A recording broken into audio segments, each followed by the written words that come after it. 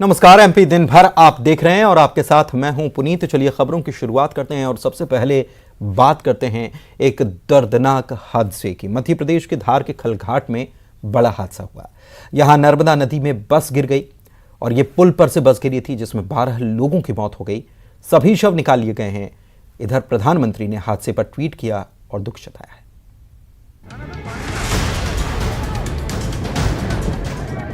इतना दर्दनाक हादसा कि बस के परखच्चे उड़ गए, तो सोचिए इसमें जो सवार थे उनका क्या हाल हुआ होगा। बताया जा रहा है इतनी ऊंचाई से नदी में गिरने के बाद बस में सवार एक भी शख्स को जिंदा नहीं बचाया जा सका। ये तब की तस्वीरें हैं जब बस को नदी से बाहर निकाला जा रहा था। ये बस जो इंदौर से अमलनेर जाना होना पता चला है और जो इंदौर से हमें जानकारी प्राथमिक तौर पे मिली है वो ये मिली है कि इसमें 12 यात्री सवार थे।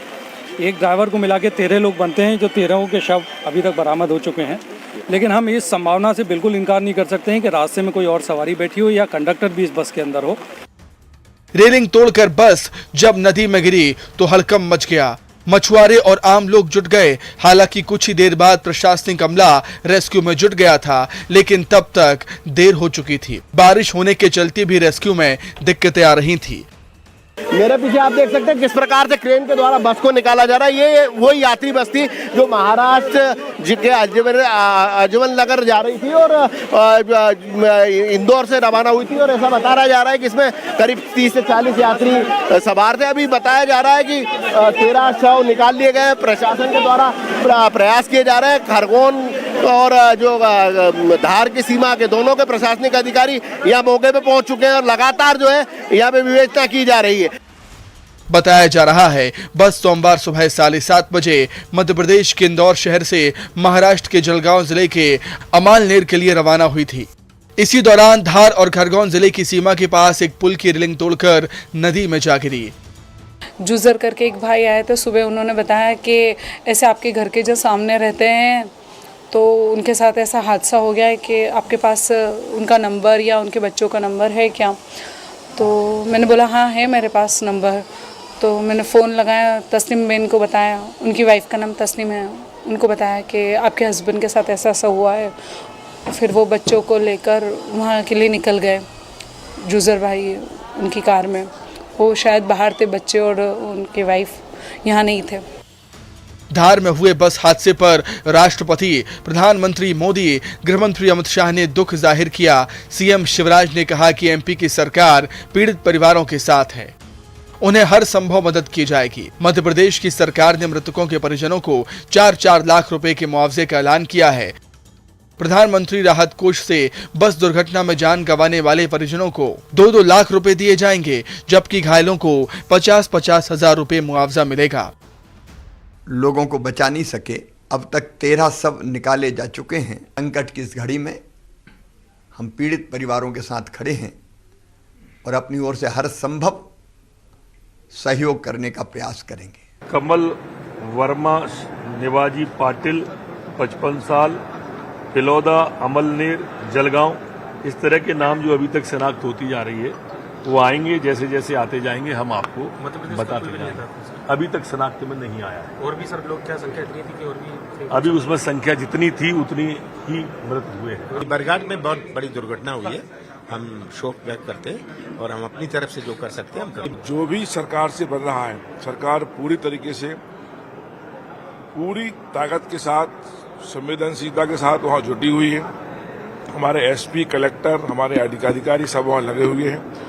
और अब ये विषय चूंकि हम लोग भी अभी जांच कर रहे हैं कि कैसे घटना घटी, क्योंकि कोई व्यक्ति कंडक्टर ड्राइवर अभी वहां तक नहीं मिला है, घटना स्थल के समय वहां की मौजूद नहीं था, इसलिए हम घटना घटी कैसे इस पर हम अभी विचार देख रहे हैं।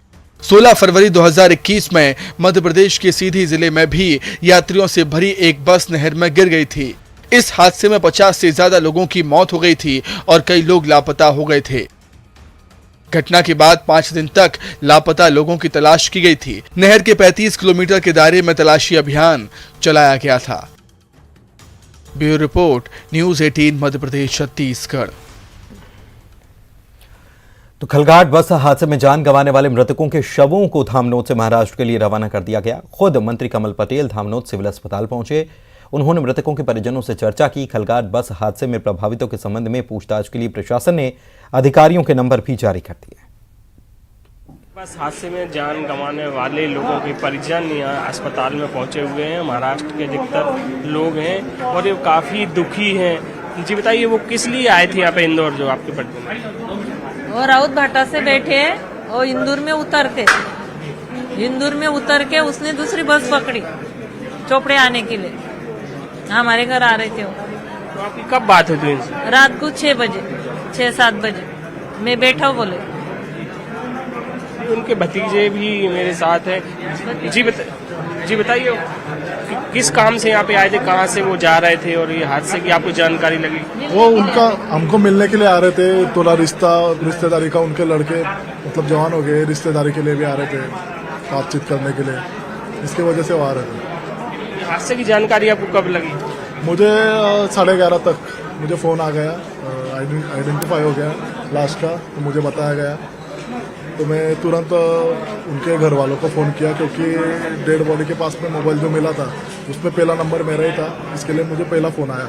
तो मैंने उनके घर वालों को बताया, सबको बताया। उसके बाद में मैं सबसे पहले इधर पहुंचा, क्योंकि मैं पास में था। इधर 150 किलोमीटर पे रहता मैं, जलगांव डिस्ट्रिक्ट में चोपड़ा गांव, और वो रावत भाटा में रहते थे। वो गांव थोड़ा बहुत दूर गिरता है, उनके आने के लिए, उनको आने में थोड़ा टाइम लगेगा, इसके लिए मैं जल्दी आ गया। मध्य प्रदेश सरकार का रिस्पॉन्स कैसा रहा इस पूरे मामले? नहीं, मुझे तो बहुत अच्छा लगा, क्योंकि उनका जो रेस्क्यू चल रहा है, अभी भी चल रहा है रेस्क्यू। तो उस हिसाब से मतलब हादसा होने के बाद में इतने जल्दी उन्होंने बॉडी को मिला, मतलब उनके हाथ में लिया। उसमें से मोबाइल फूटा था, उसको चालू करके मेरा नंबर खोज के मुझे तुरंत फ़ोन किया। मैं मेरे तरफ से आभार मानता हूँ। आपकी पूरी मदद हुई? सॉरी, आपकी पूरी मदद हुई? अभी तो मैं आया, अभी मैंने मेरे काका के अंकल के डेड बॉडी देखी, उसके बाद में अभी इधर बैठा। हमारे महाराष्ट्र के महामंडल ने अभी तात्काल सेवा के लिए हमको 10,000 रुपये का अभी मदद किया। उसके बाद में हम इधर ही बैठे। वो जो फॉर्मेलिटीज़ है वो अभी बुलाने वाले, उनका लड़का भी आ रहा है, वो आने के बाद में फिर आगे के प्रोसेस क्या है वो देखेंगे। तो हादसे के जो मृतक हैं उनके परिजन काफ़ी दुखी है। हालांकि मध्य प्रदेश सरकार ने जिस तरह की तत्काल सहायता और कदम उठाए उससे वो संतुष्ट नजर आ रहे हैं। कैमरामैन डगलस के साथ अरुण त्रिवेदी, न्यूज़ 18 इंदौर। देश के 15वें राष्ट्रपति के लिए चुनाव जारी है। दिल्ली में संसद भवन में प्रधानमंत्री नरेंद्र मोदी और केंद्रीय गृह मंत्री अमित शाह समेत कई सांसदों ने मतदान किया। भोपाल में विधानसभा परिसर में सीएम शिवराज सिंह चौहान समेत मध्य प्रदेश के मंत्रियों, विधायकों ने मतदान किया। वोटिंग शाम 5 बजे तक जारी रही। आपको बता दें कि राष्ट्रपति पद के लिए एनडीए की उम्मीदवार द्रौपदी मुर्मू हैं। विपक्ष की तरफ से यशवंत सिन्हा से उनका मुकाबला होना है।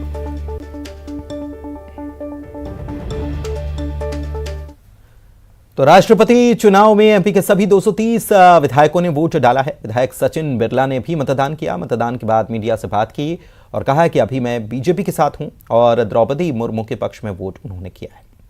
हम सबके लिए बड़ा ऐतिहासिक क्षण था कि देश के सबसे गरीब वर्ग को इस बार मौका मिला है और माननीय द्रौपदी मुर्मू जी को हम नोट किया है। अच्छा, ये बड़ा सर विधानसभा से कि आप कांग्रेस में हैं कि बीजेपी में? अभी बीजेपी में हूँ। लेकिन सर विधानसभा जो है उसके अनुसार माना जाए तो अभी कांग्रेस के विधायक के रूप में है अभी तक, तो सर क्या पार्टी से बगावत करी है आपने? अभी मैं बीजेपी में हूँ, बीजेपी में हूँ अभी। करीब 18 सालों बाद जबलपुर नगर निगम में कांग्रेस नगर सरकार बनने जा रही है। कांग्रेस के प्रत्याशी जगत बहादुर सिंह हन्नू ने बीजेपी के मजबूत किले को गिराते हुए महापौर की कुर्सी तो हासिल कर ली, लेकिन नगर सरकार चलाना उनके लिए आसान नहीं रहने वाला। इसकी वजह ये कि जबलपुर नगर निगम में बीजेपी के 44 तो कांग्रेस के महज 26 पार्षद हैं। सदन में महापौर को बेहद मजबूत विपक्ष का सामना करना पड़ेगा। हालांकि नव निर्वाचित महापौर को उम्मीद है कि बीजेपी शहर के विकास में साथ देगी। बीजेपी का कहना है कि कांग्रेस अगर दलगत राजनीति से ऊपर उठकर काम करेगी तो निश्चित तौर पर साथ मिलेगा।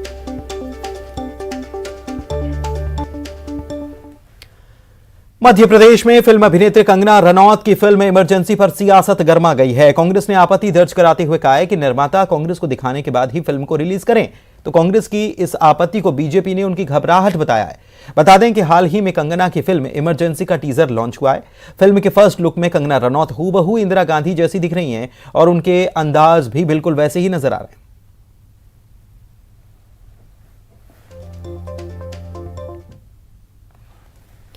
अलीराजपुर जिले में हुए सबसे बड़े सरकारी गबन मामले में एक और गिरफ्तारी हुई है। उज्जैन से उदयगढ़ खंड शिक्षा अधिकारी सूरज सिंह को गिरफ्तार किया गया। बताएं कि उदयगढ़ के खंड शिक्षा विभाग में 16 करोड़ 45 लाख रुपए का गबन हुआ था। इस मामले में 7 लोगों की गिरफ्तारी हुई थी। तत्कालीन खंड शिक्षा अधिकारी सूरज सिंह फरार चल रहे थे, जिनको पुलिस ने उज्जैन से गिरफ्तार किया। सूरज सिंह पर 2 करोड़ सरकारी राशि गबन करने के आरोप हैं।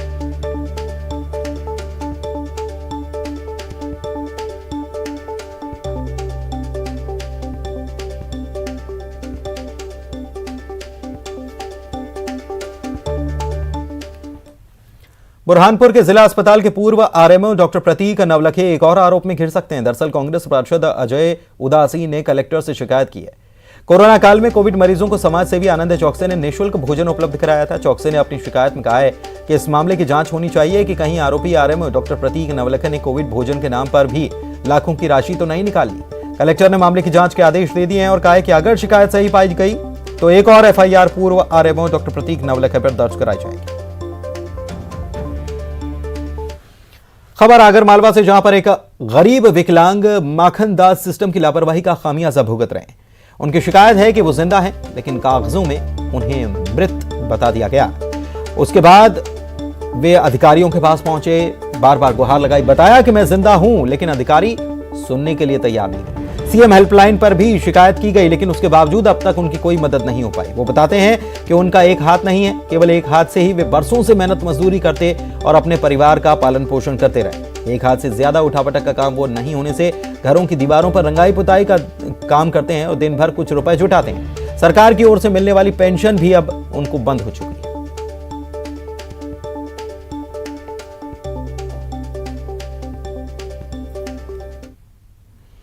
बढ़ते हैं आगे, शाहजहांपुर के हरायपुरा में सरकारी स्कूल में अचानक छत का प्लास्टर गिर गया। गनीमत रही कि कोई था नहीं, वरना एक बड़ा हादसा हो सकता था।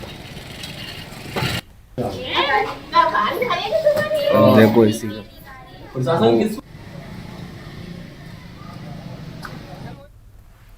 श्योपुर से खबर, सीएम हेल्पलाइन 181 पर शिकायत करना फरियादी के लिए गुनाह हो गया। शिकायतकर्ता युवक को अपराधियों की तरह घर से पकड़कर थाने में बैठा लिया गया। शिकायत बंद कराने का दबाव डाला गया। युवक ने शिकायत बंद नहीं कराई। पुलिस वाले उसे दूसरे दिन फिर से घर से पकड़ ले गए। दिन भर थाने में बिठाए रखा। युवक ने पुलिस थाने के टॉयलेट से एक वीडियो वायरल कर दिया, जिसमें वो पुलिस पर शिकायत बंद करने का दबाव बना रहा था और पुलिस पर टॉर्चर करने का आरोप लगाता हुआ सुनाई दे रहा। मामला विजयपुर पुलिस थाने का है। मैं जान से मर जाऊंगा।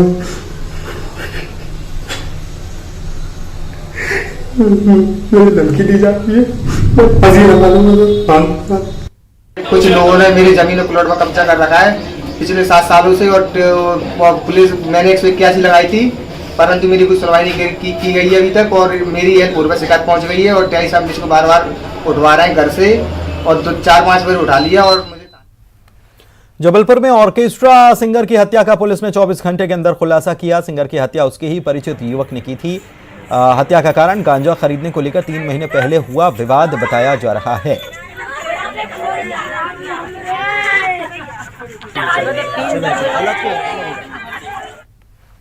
सीहोर में पुराने विवाद को लेकर खूनी संघर्ष का मामला सामने आया। एक ही परिवार के 3 सदस्यों पर चाकू से हमला किया गया, जिसमें एक व्यक्ति की मौत हो गई। 2 लोग गंभीर रूप से घायल हो गए, जिन्हें अस्पताल में भर्ती करा दिया गया है।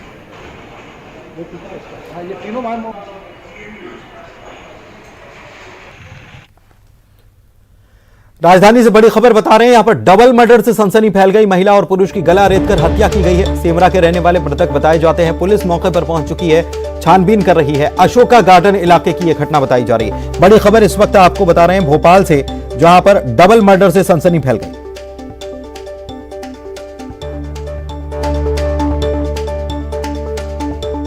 तो भोपाल से बड़ी खबर, डबल मर्डर का मामला सामने आया है। महिला और पुरुष की गला रेतकर हत्या कर दी गई है। पुलिस मौके पर पहुंची है। पूरे मामले में छानबीन अब शुरू कर दी गई है। क्या इसके पीछे वजह है, कौन लोग इसके पीछे हो सकते हैं, इस पूरे हर एंगल पर पुलिस तफ्तीश में जुटी हुई है। मनोज राठौर हमारे संवाददाता हमारे साथ फोन लाइन पर जुड़े हुए हैं, उनसे बात करते हैं। मनोज, क्या जानकारी इस पूरी खबर को लेकर? हैरान कर देने वाली वारदात। जी बिल्कुल, राजधानी भोपाल में डबल मर्डर का मामला सामने आया। ये मामला अशोका गार्डन थाना क्षेत्र का है। यहाँ के सेमरा में बीच रास्ते में सरे आम जो है हत्या की वारदात को अंजाम दिया जाए। बताया जा रहा है कि ये पुरुष और एक महिला है। जो अभी तक डिटेल मिली है उसके अनुसार ये सभी जो मृतक है वो रायसेन के रहने वाले हैं और जो महिला और जो पुरुष हैं, महिला शादी के बाद जो अपने प्रेमी है जिसकी हत्या हुई है उसके साथ भागकर रायसेन से भोपाल आई थी। भोपाल में वो अपने प्रेमी के साथ रही थी।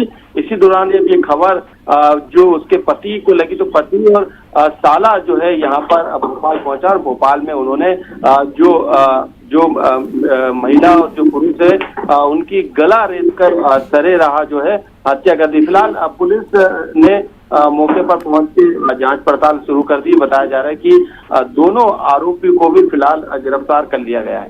बहुत शुक्रिया आपका इस तमाम जानकारी के लिए। तो दोनों आरोपी गिरफ्तार हो गए हैं, जानकारी ये जो मिल रही है इस पूरी खबर को लेकर। बढ़ते हैं आगे। स्वास्थ्य विभाग की ओर से 0 से 5 साल तक के बच्चों के लिए दस्तक अभियान की शुरुआत हो चुकी है। बच्चों को विटामिन ए की दवा पिलाकर अभियान की शुरुआत की। इस अभियान में गतिविधियां शामिल की गई हैं। सीएमएचओ ने बताया है कि अभियान के तहत 3.5 लाख से अधिक घरों तक पहुंचने का लक्ष्य रखा गया। कहते हैं कि जब कुछ अच्छा करने की चाहत हो तो रास्ते अपने आप बन जाते हैं। ऐसा ही कुछ बीना में देखने को मिला। यहां पर 50 साल के बरगद के पेड़ को पुनर्जीवन देने वाले लोगों ने एक और कमाल कर दिया। मां मोतीचूर जल एवं पर्यावरण संरक्षण समिति ने बारिश में गिरे 100 साल पुराने बहेरा के पेड़ को पुनर्जीवित किया। समिति के सदस्य और स्थानीय लोग इकट्ठा हुए और जेसीबी और हाइड्रा की मदद से भारी भरकम बहेरा के पेड़ को फिर से स्थापित किया।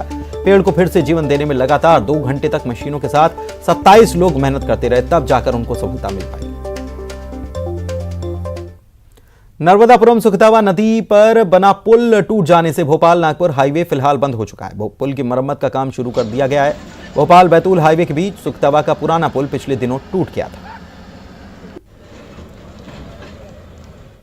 शाजापुर जिले में लगातार बारिश का दौर जारी है, जिसके चलते नदी नाले उफान पर हैं। आपको टीवी स्क्रीन पर तस्वीरें दिखाते हैं। ये तिलावत मैना गांव की है। पुलिया पूरी तरह से जलमग्न है, लेकिन पुल अब भी लोग पार करते हुए नजर आ रहे हैं।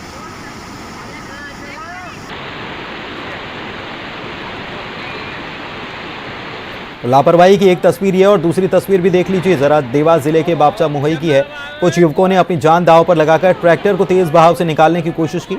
4 लोग इस पर सवार थे। तेज बहाव में आगे जाकर नदी में ये ट्रैक्टर गिर जाता है। देख लीजिए जरा वीडियो में। ट्रैक्टर पानी में गिरता हुआ दिखाई नहीं दे रहा है, लेकिन उसमें बैठे लोग पानी से तैरकर बाहर निकलते दिखाई जरूर दे रहे हैं। ये इनकी जान पर भारी पड़ सकता था। उधर उज्जैन की बात करें तो बारिश की वजह से नदी नाले यहां पर भी उफान पर हैं और कई तस्वीरें सामने आई हैं जो दिल दहला देने वाली है। महिदपुर से 12 किलोमीटर दूर नारायणा बलौदा खाल इलाके में बनी पुलिया और देखते ही देखते इसमें जीप बह गई। वीडियो में साफ दिखाई दे रहा है कि कैसे पानी के तेज बहाव के आगे जीप बह गई।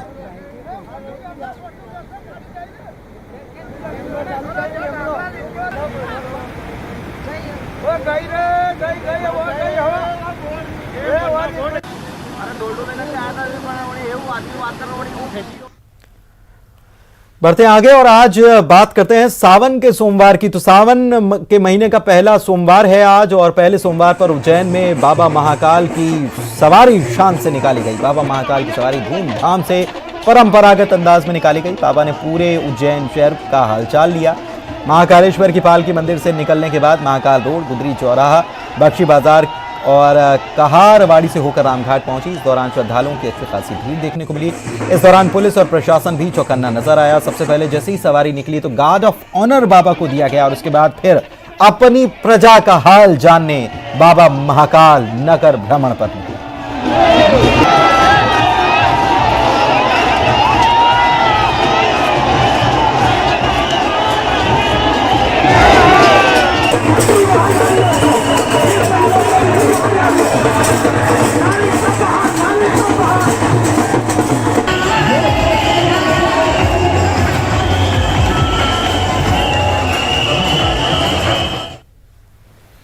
और इसी के साथ एमपी दिन भर के इस बुलेटिन में फिलहाल इतना ही। मुझे दीजिए इजाजत। नमस्कार।